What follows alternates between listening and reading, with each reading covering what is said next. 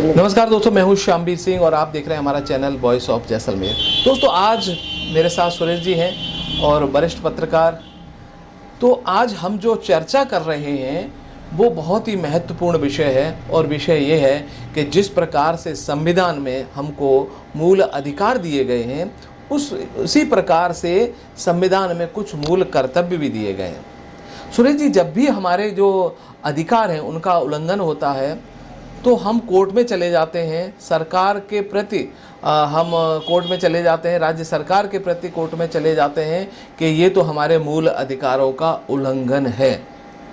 लेकिन हम उस समय ये भूल जाते हैं कि जिस प्रकार संविधान में हमको मूल अधिकार दिए गए हैं उसी प्रकार से कुछ राष्ट्र के प्रति हमें कर्तव्य भी दिए गए हैं।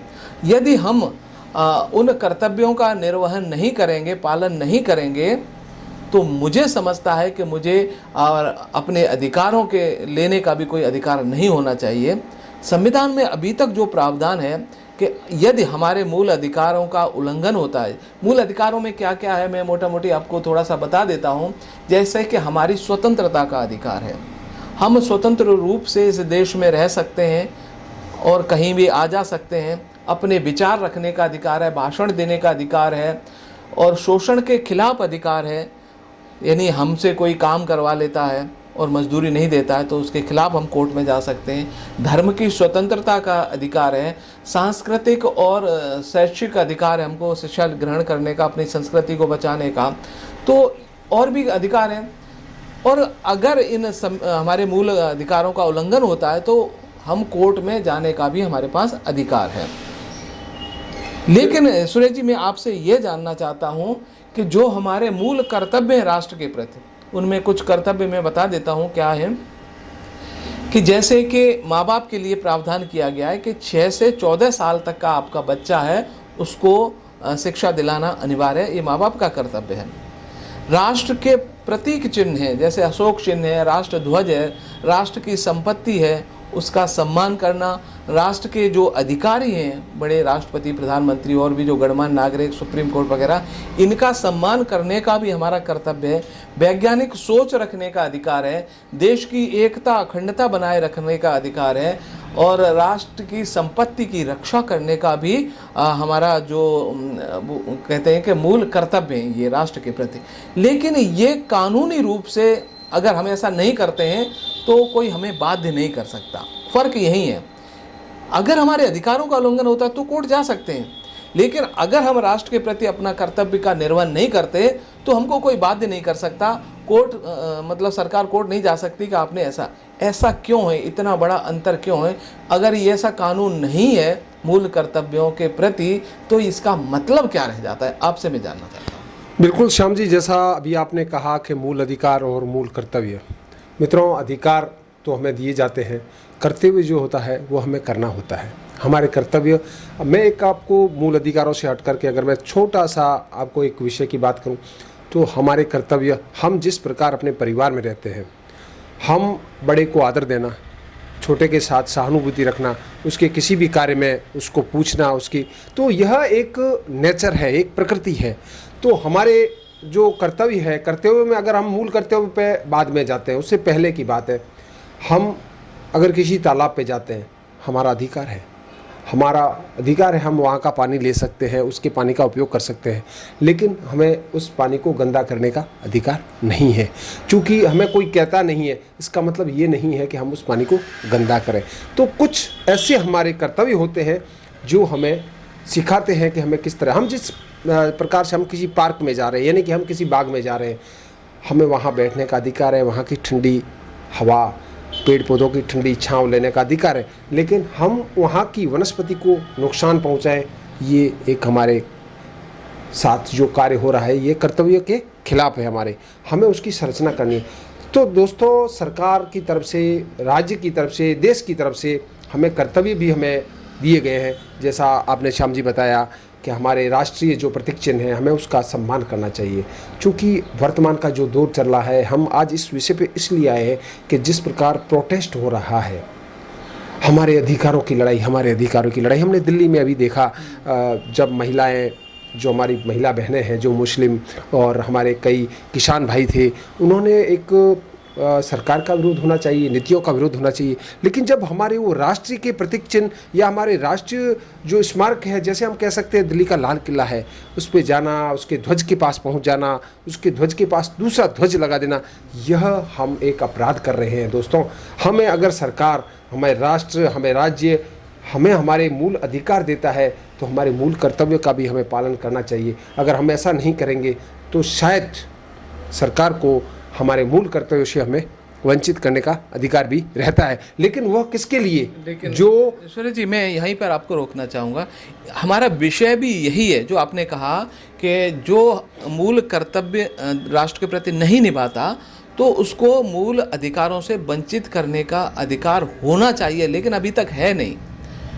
यही तो मैं कह रहा हूँ आपसे, ऐसा होना चाहिए, कानून बनना चाहिए कि राष्ट्र की संपत्ति को कोई नुकसान पहुंचा रहा है और दूसरा व्यक्ति खड़े होकर देख रहा है, तो मैं वो पहुंचाने वाले की बात नहीं कर रहा हूँ कि उसको तो सज़ा होगी, लेकिन जो देख रहा है खड़ा हुआ उसकी भी जिम्मेदारी तय होनी चाहिए कि ये राष्ट्र के जो नुकसान हो रहा है, आपका कर्तव्य है कि उसको रोकें।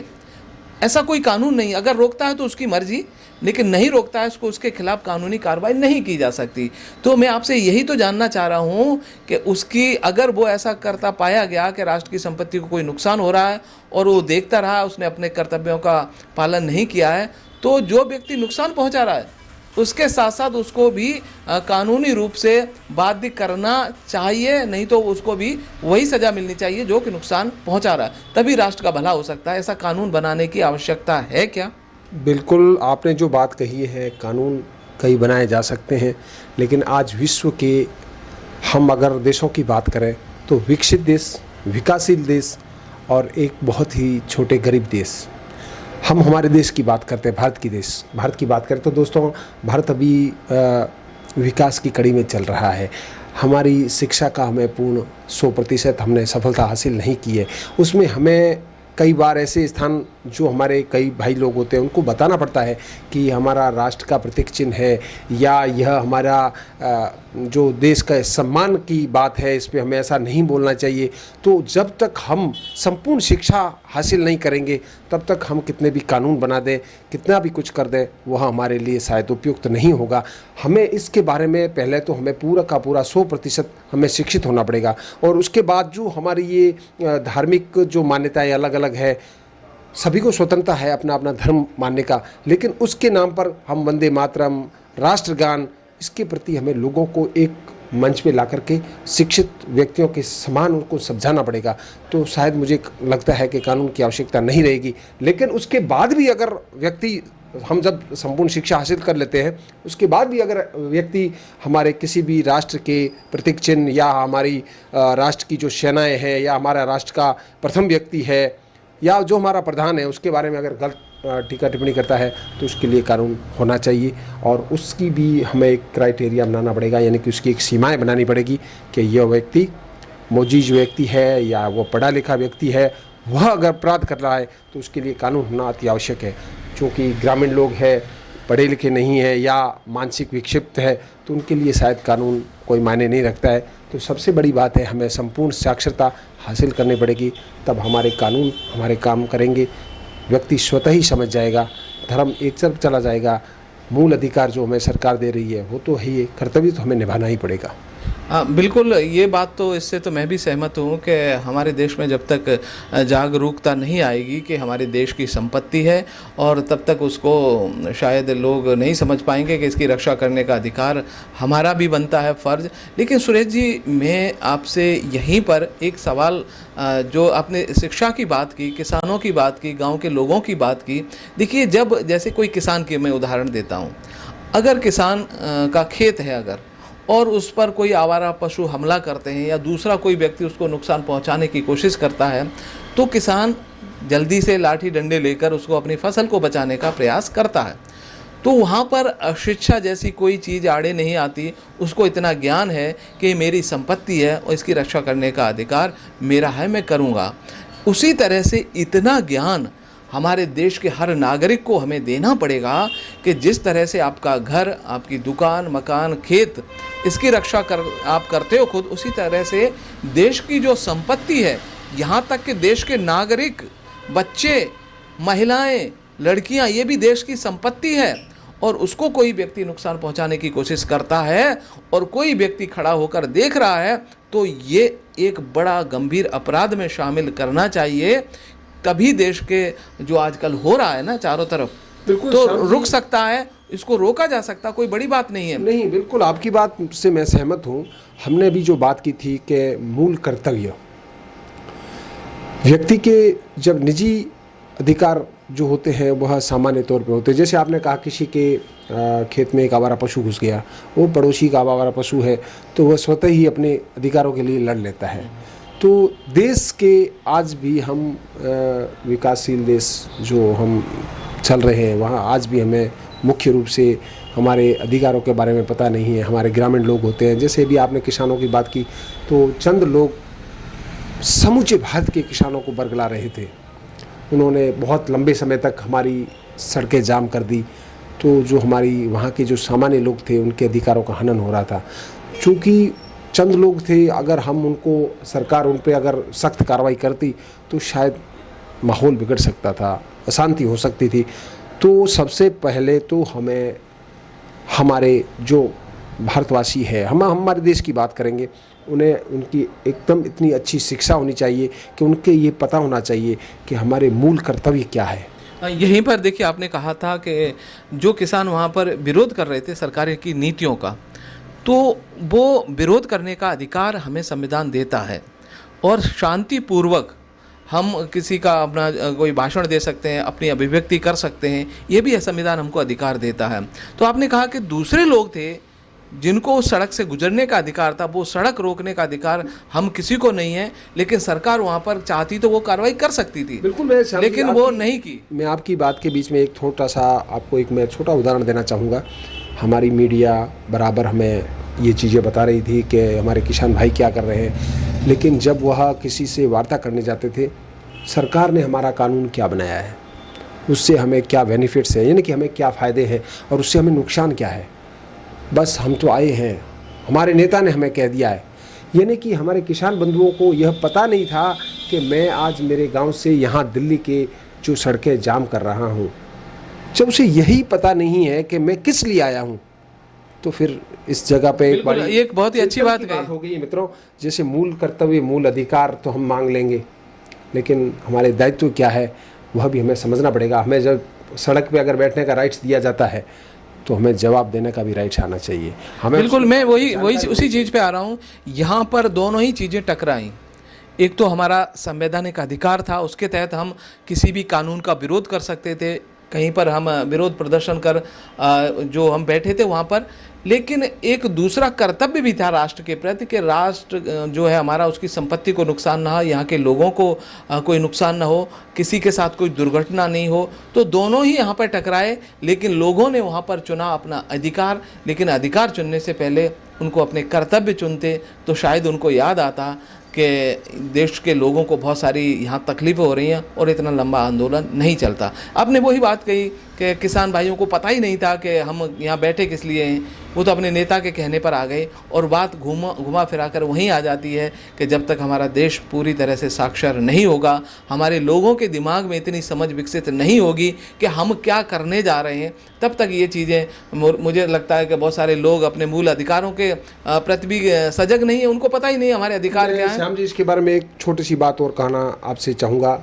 मैंने जैसा अभी आपने कहा कि कोई हमारा जो मौलिक अधिकार है या मौलिक जो कर्तव्य है, एक व्यक्ति है वह कहीं हमारी संपत्ति को नुकसान पहुंचा रहा है, दूसरा व्यक्ति देखते हुए उसको आगाह नहीं कर रहा है या सरकार को सूचित नहीं कर रहा है या उसमें मदद नहीं कर रहा है, तो उसके कई कारण हो सकते हैं।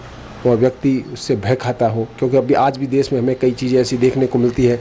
तो हमें कानून बनाने से पहले हमें हर प्रकार के कोण यानी कि एंगल से देखना पड़ेगा आज भारत कौन सी स्थिति में है। हमने जब भय की बात की ना आपने, जो कि उससे भय हो सकता है, डर हो सकता है। देखिए कि जैसे कोई चोर चोरी कर रहा है हमारे सरकारी संपत्ति की, और एक अकेला आदमी है, उसका कर्तव्य है कि राष्ट्र की संपत्ति की रक्षा करना, ये मूल कर्तव्य है। लेकिन वो अकेला नहीं कर पाएगा, और अगर ऐसा उनको रोकने का प्रयास करता है तो उसकी जान को भी खतरा हो सकता है, उसको लोग नुकसान पहुंचा सकते हैं। ऐसी स्थिति में ये छूट होती है कि वो ऐसा न करे, और सरकार भी ये मना करती है कि उन परिस्थितियों में अपनी पहला होता है देखो अपनी सेफ्टी, क्योंकि सरकार का दायित्व है हर नागरिक की जान की रक्षा करना, और ये मूल कर्तव्यों में आता है। तो वो बात है यहाँ पर, पहले हमारा मूल कर्तव्य और मूल अधिकार। तो सरकार का मूल कर्तव्य क्या है? हमारा फंडामेंटल राइट्स हैं जो हमारे मूल अधिकारों की रक्षा करना। पहला क्या है कि आपकी जीवन की रक्षा करना।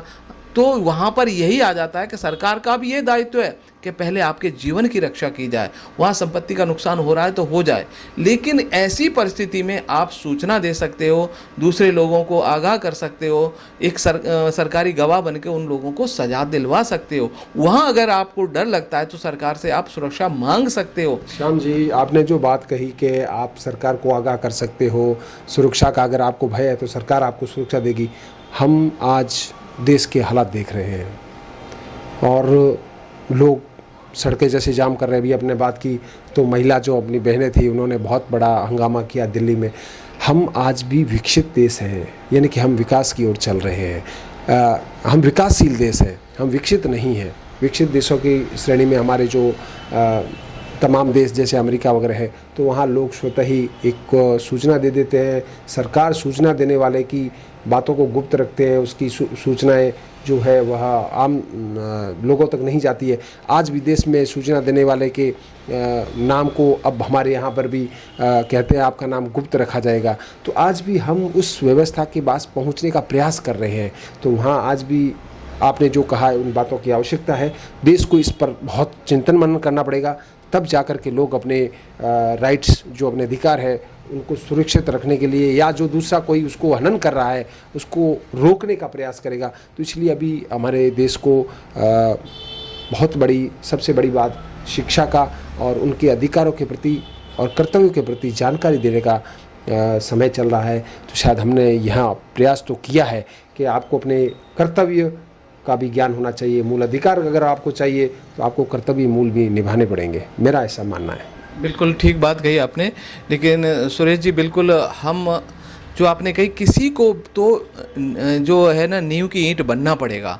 अगर हम ये चाहें कि हमारे बच्चे तो पैसा कमाएं, करोड़ों रुपया बिजनेस करें, नौकरी करें, इंजीनियर डॉक्टर बने, लेकिन हमारे पड़ोसी का जो बच्चा है वो देश की रक्षा में शहीद हो जाए, ऐसा नहीं चलेगा। हम सबको मिलकर के इस देश की संपत्ति की रक्षा करनी है, इस देश की रक्षा करनी है।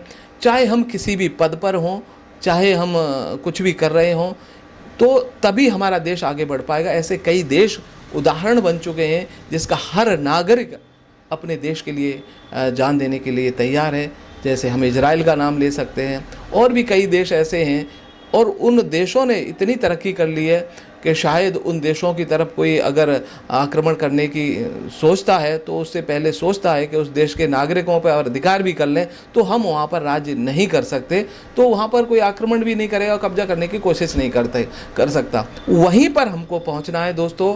हर व्यक्ति को राष्ट्र के प्रति कर्तव्य निभाने ही पड़ेंगे। इस राष्ट्र को अगर बनाना है तो हमको कुर्बानी देनी पड़ेगी।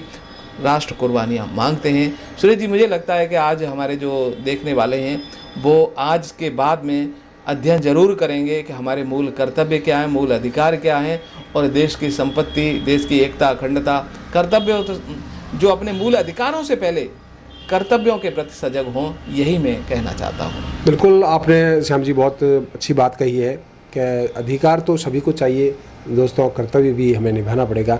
और जैसा भी एक आवाज़ उठ भी रही है और सरकार को चाहिए, वैसे विश्व की हम शायद दूसरी सबसे बड़ी आबादी में चल रहे हैं, तो यहाँ पर कई चीज़ों को लागू करने में बड़ी कठिनाई होती है। हम इससे बिल्कुल रूबरू होते रहते हैं। अगर हमारे जो युवा है जब शिक्षा से जैसे वो पूरी करके बाहर आता है तो शायद उसे राष्ट्र के प्रति समर्पित होने के लिए उसे एक सैनिक प्रशिक्षण दिया जाए 3 वर्ष का, 2 वर्ष का। तो शायद मुझे लगता है कि मूल कर्तव्यों की जानकारी दिलाने की आवश्यकता नहीं रहेगी। तो ऐसा मेरा एक मानना है और सरकार को भी शायद इस पर पहल करनी चाहिए। बिल्कुल, सरकार ने ये पहल कर दी है और हो सकता है कि आने वाले समय में ऐसा कानून बने कि जो कहते हैं कि आर्मी एजुकेशन, हर देश के नागरिक को अनिवार्य 3 साल तक आर्मी में रहने का अधिकार मिलेगा। कि उसको अनिवार्य कर दिया जाएगा, ऐसा आने वाले समय में हो सकता है। लेकिन हिंदुस्तान की आबादी बहुत बड़ी है और मुझे लगता है कि सभी को अनिवार्य करने की आवश्यकता नहीं होगी, और मुझे लगता है कि जो कुछ व्यक्ति जो इसमें इच्छुक हों उनको ज़रूर मौका दिया जाना चाहिए। श्याम जी, आज आपने बहुत ही एक अच्छा विषय यहाँ पर लेकर के आए थे, और शायद मित्रों हम उस आदमी तक पहुँचाना चाहते हैं जो अपने अधिकारों की बात तो करता है लेकिन कर्तव्यों से अपना मुंह मोड़ लेता है। तो आज के समय में जैसे आपने कहा कि कानून बनाने की आवश्यकता है, मित्रों अगर हम हमारे कर्तव्य का पालन नहीं करेंगे तो अधिकार के लिए हमें सरकार बाधित भी कर सकती है और कानून भी बन सकता है, और आने वाले समय में जो भी देख रहा है शायद वह भी सरकार के प्रति सजग होकर के अपनी जिम्मेदारी निभाएगा। तो जिस तरह से हम हमारे घर के किसी भी वस्तु को नुकसान नहीं पहुंचाते हैं, उसी प्रकार ये देश है जो हमारा घर है, जितनी भी जनता है हम भाई है, तो हमारे कर्तव्यों का हमें पालन करना चाहिए और मूल कर्तव्यों का तो विशेषकर पालन करना चाहिए, जिससे कहीं ऐसा एक संदेश न जाए, मैसेज न जाए कि हम हमारे राष्ट्र के प्रति आदर सम्मान नहीं रखते हैं। वरना हमें सरकार हमारे अधिकार अगर देती है तो हमारे अधिकार छीनने का भी हक रख सकती है। बिल्कुल सुरेश जी, बहुत बहुत शुक्रिया। आज की चर्चा मुझे लगता है कि हमारे जो देखने वाले उनके लिए काफ़ी लाभदायक होगी, देश के लिए लाभदायक होगी, और ऐसी चर्चा हम फिर करते रहेंगे। और अब मेरे साथ मेरे मित्र सुरेश जी को आज्ञा दीजिए। नमस्कार। नमस्कार।